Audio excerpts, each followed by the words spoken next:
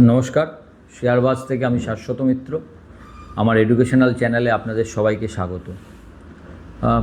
অনেক দিন পর নিফটি আবার 26,000-এর ওপর ক্লোজ দিল। সবথেকে বড় ব্যাপার এটাই, এবং 26,050-এর ওপরে আপাতত এটা খুবই পজিটিভ। যদিও আজকে যদি বলেন যে ব্যাঙ্ক নিফটির মতো পারফরমেন্স করেনি, সেটা করা সম্ভবও নয়। ব্যাঙ্ক নিফটি এতদিন লিড করেছে, আজকে একটু রেস্ট নিয়েছে, অন্যরা চলেছে। ব্রড বেসড যে র্যালিটার কথা আপনাদের বলছিলাম, আজকে সেটা কিছুটা দেখা গেছে। যারা আমার টেলিগ্রাম চ্যানেলের সঙ্গে যুক্ত তারা জানেন, আমি সোমবার মনে হয় লিখেছিলাম যে এবার মনে হয় আপনাদের পোর্টফোলিও আস্তে আস্তে ঠিক হবে। পোর্টফোলিওর যে খারাপ অবস্থা, ইন্ডেক্স চলছে অথচ স্টক চলছে না, সেই জায়গাটার একটা পরিবর্তন হয়তো হতে চলেছে। সমস্ত স্টকে একটা অল্প হলেও একটু বাই আসছে। মেটাল স্টক তো এভার হাইতে রয়েছে, মেটাল তো সত্যি দারুণ চলছে। পিএসইউ ব্যাঙ্কও ভালো চলছে, এক মাসের হাইতে ছিল গতকাল অবধি।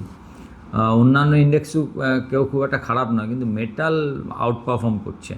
এবং স্মল ক্যাপ মিড ক্যাপও পরশু দিন থেকে, মানে সোমবার থেকে ভালোই চলছে।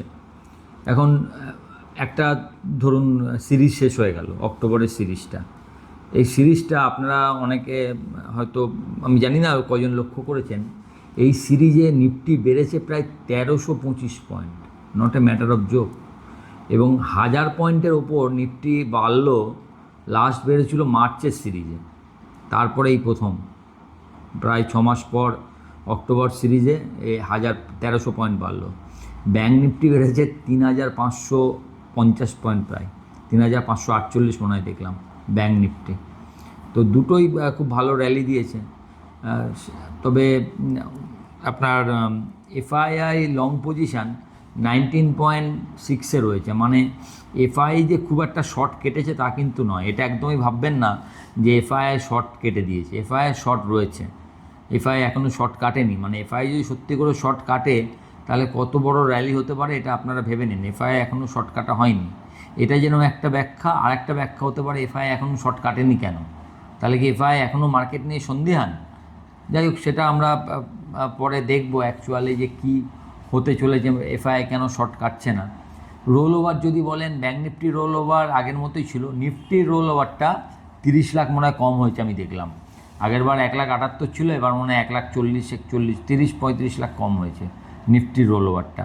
সেই অনুসারে নিফটি তাহলে একটু হালকা রয়েছে। কিন্তু প্রশ্ন হলো, এফআই যদি শর্ট না কেটে থাকে, এফআই যদি শর্ট পজিশান একই আছে, তাহলে এফআই শর্ট কাটেনি, তাহলে রোল ওভার কমলো কেন? তাহলে কি আমাদের সাধারণ ইনভেস্টাররা যারা 26,000-এ বহুদিন ছিলেন হয়তো, বা 26,200, তারা কি প্লাস পজিশন কেটেছে, নাকি এফআইআইও কিছুটা কেটেছে?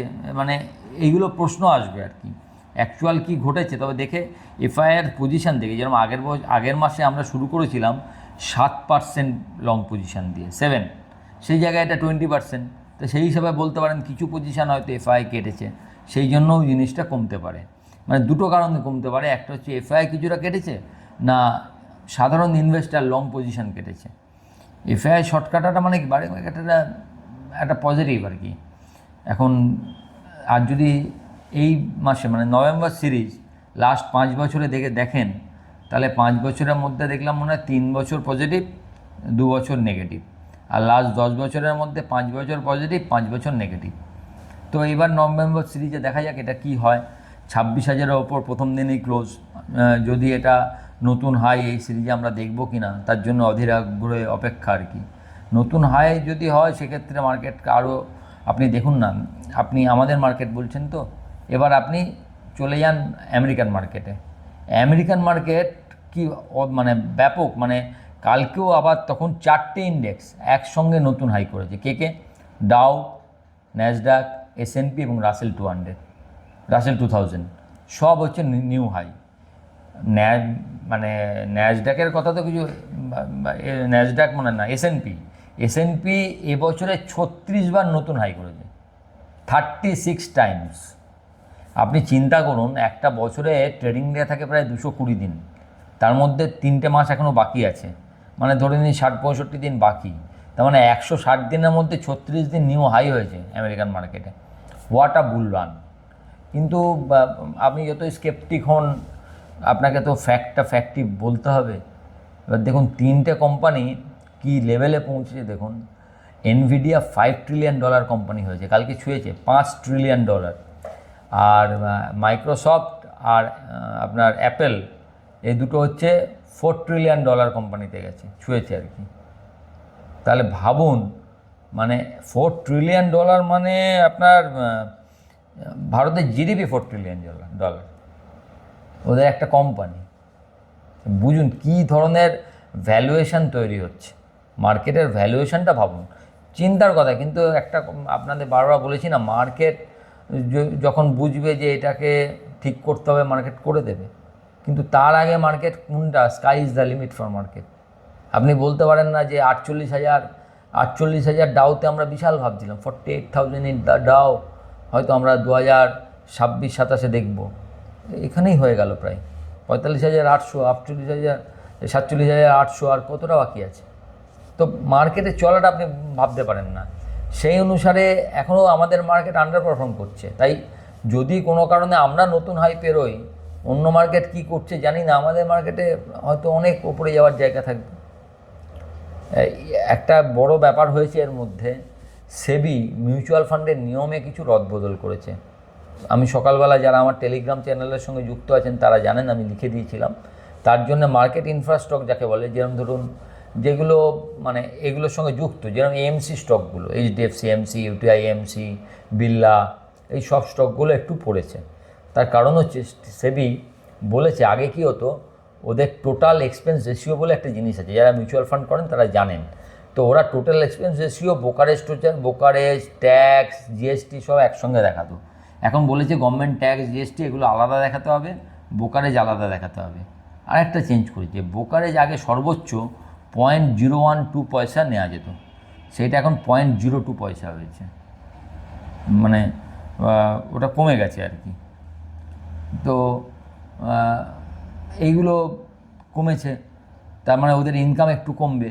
এছাড়াও ওরা আরেকটা জিনিস করতো, সেটা হচ্ছে আপনার এক্সিট লোড ছিল, যেটা 5 পয়সা পর্যন্ত লাগানো যেত।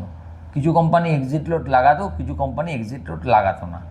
তো এখন সেবি এটাকে ব্যান করে দিচ্ছে, এক্সিট লোড তুমি লাগাতে পারবে না। এখন এর ফলে এই ইনকামটাও কমবে। এবার ট্যাক্সকে যে আলাদা করেছে, তার মানে কি, পরবর্তীকালে যদি কোনো কারণে জিএসটি বা ট্যাক্স কমে, তাহলে আপনাকে সেই এফেক্টটা আলাদাভাবেই ক্লায়েন্টকে দিতে হবে। আগে টিআই মানে টোটাল এক্সপেন্স রেশিও টিআর মধ্যে ছিল বলে আপনি না দেখালেও পারতেন, আপনার ওটা এক্সট্রা লাভ হলেও হতে পারতো। কি করবে সেটা পরের কথা। তো সেইগুলোর ক্ষেত্রে দেখা গেল, দেখেছেন ওরকে আমি বলেইছিলাম আজকে এই স্টকগুলো পড়তে পারে, তো সবগুলো স্টকে 3 থেকে 5% পড়েছে। যদিও এটা আমার মনে হয় সাময়িক, কারণ এই জিনিসও যদি আপনার বিজনেস বেশি আসে, এটা কোনো এফেক্ট করবে না। এবং এতে যদি মানুষ আরও বেশি এতে উৎসাহিত হয় যে এখন আমার ট্যাক্স আরও কম লাগবে, আমি আর একটু জমাতে পারি, আমার মনে হয় না এটা খুব একটা। আর সবথেকে বড় কথা হচ্ছে, এটা একটা প্রস্তাব, এখনও টিল ডেট এটা একটা প্রস্তাব, এবং 17 তারিখ অবধি সমস্ত স্টেক হোল্ডারদের থেকে এই প্রস্তাবগুলো নেওয়া হবে, অ্যাকচুয়াল ডিসিশান নয় এটা। তাই এরা প্রস্তাবেই এই ব্যাপার। তো প্রস্তাব লাগু হবে অনেক পরে, লাগু হয়নি এখনও, প্রস্তাব করা হয়েছে, এখনও যেটা আছে সেটাই চলছে, এটা প্রস্তাব করা হয়েছে। তবে এগুলো আমার মনে হয় মার্কেটের জন্য এটা খারাপ নয়, যদিও কিছু স্টকের ওপর হয়তো আজকে এফেক্ট পড়লো, তো মার্কেটের জন্য খারাপ নয়। আরেকটা ব্যাপার, আরও কয়েকটা ব্যাপার ছিল। কোল ইন্ডিয়ার আজকে রেজাল্ট ছিল, তো আমি অন্তত ব্যক্তিগতভাবে ভেবেছিলাম কোল ইন্ডিয়ার রেজাল্ট খুব ভালো হবে, কিন্তু কোল ইন্ডিয়ার রেজাল্টটা খুব খারাপ হয়েছে। মানে প্রফিটও কমে গেছে, মার্জিন কমেছে, মানে যতভাবে খারাপ হওয়ার ব্যাপার ছিল ততটাই হয়েছে। এখন ম্যানেজমেন্ট কি বলে এটা একটা দেখবার, তারা কি এটা বলতে পারে যে না এই রেজাল্টটাই, এর থেকে আর খারাপ হওয়ার কিছু নেই, এরম কথা যদি আসে, সেক্ষেত্রে কোল ইন্ডিয়া ভালো হতে, পরবর্তীকালে লং টার্মের জন্য ভালো জায়গায় এসছে, এই জায়গায় লং টার্ম ভাবা যেতে পারে। আর যদি না বলে না এখনও আমরা বুঝতে পারছি না, সেক্ষেত্রে কোল ইন্ডিয়া একটু এরম জায়গার মধ্যেই থাকবে। বেদান্তার আজকে আপনার ডিমার্জার নিয়ে কোর্টের ছিল, তাতে কোর্ট আবার 12ই নভেম্বর নতুন ডেট দিয়েছে। তবে একটা শোনা যাচ্ছে যে সেবি যে আর্জি দিয়েছিল সেই আর্জিটা সেবি পরিবর্তন করতে পারে, এটুকুই খবর আসছে। এখন সেবি কী আর্জি দিয়েছিল, কী পরিবর্তন করবে আমি জানি না, তবে সম্ভবত সেবি আপত্তি জানিয়েছিল আমার যতটুকু মনে আছে এই ডিমার্জারটা নিয়ে। সেটা যদি পরিবর্তন করতে চায় তার মানে সেটা অ্যাফার্মেটিভ হলেও হতে পারে, পজিটিভ খবর বেদান্তের জন্য হলেও হতে পারে। তবে আরেকটা কথা আপনাকে মনে রাখতে হবে, 31 তারিখ আবার বেদান্ত রেজাল্ট আছে, সুতরাং এইগুলো হচ্ছে হিউজ একটা টাইম।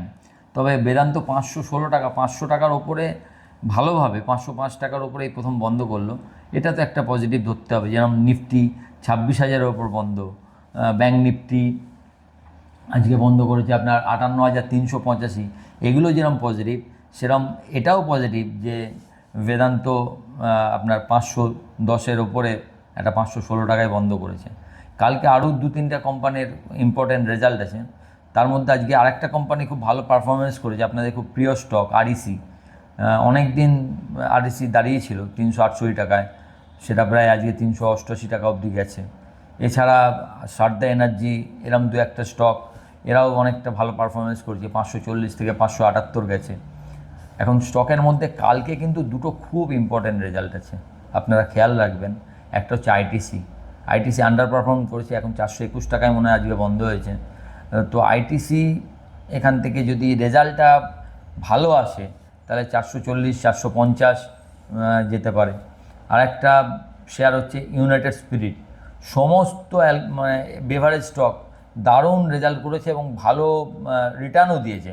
একমাত্র ইউনাইটেড স্পিরিট ল্যাগার্ড, কিচ্ছু করেনি। যদি লাস্ট 3 মাস ধরেন ওই 1280 থেকে 1370 এর মধ্যে ঘুরে বেরিয়েছে। এই প্রথম আজকে 1385-86 টাকায় ক্লোজিং দিয়েছে। দেখা যাক যদি 1400 পেরোতে পারে, এটাও 1440, 1480, 1550 এইসব টার্গেট হতে পারে। তবে যেহেতু এটারও আবার রেজাল্ট কালকে, তাই এই দুটো ইম্পর্ট্যান্ট রেজাল্টের ওপর নির্ভর করবে যে এরা কিভাবে পারফর্ম করে। তো এই স্টকগুলোর ওপর আমাদের একটু নজর থাকবে। আর মেটাল স্টক তো ভালো আছেই, মেটালের ওপর নজর রাখবেন, পিএসইউ ব্যাংকের ওপর নজর রাখবেন। এইভাবেই কাজ করতে হবে। ইন্ডেক্স হয়তো ফর দ্য টাইম বিইং একটা ছোটো জায়গার মধ্যে ঘুরতে পারে। এখন এই জায়গাটা হচ্ছে আপনার 25,900 আপাতত বেসটা উঠেছে, 25,900 থেকে 26,200 এই রেঞ্জের যে কোনো একটা দিক ভাঙলে সেক্ষেত্রে হয়তো আমরা একটা বড়, এবং 277 তো আপনারা জানেন লাইফ হাই, এটা একটা সাইকোলজিক্যাল লেভেল। এই জায়গাগুলো ভাঙলে আমরা হয়তো একটা বড় আপসাইড দেখতে পারি। ভালো থাকবেন। ভিডিওটা ভালো লাগলে একটু লাইক, শেয়ার এবং যারা প্রথমবার দেখছেন সাবস্ক্রাইব করবেন। আর আমার টেলিগ্রাম চ্যানেলের লিঙ্ক ফার্স্ট কমেন্টে দেওয়া থাকবে, যারা এখনও যুক্ত হননি টেলিগ্রাম চ্যানেলের সঙ্গে যুক্ত হয়ে যাবেন। নমস্কার।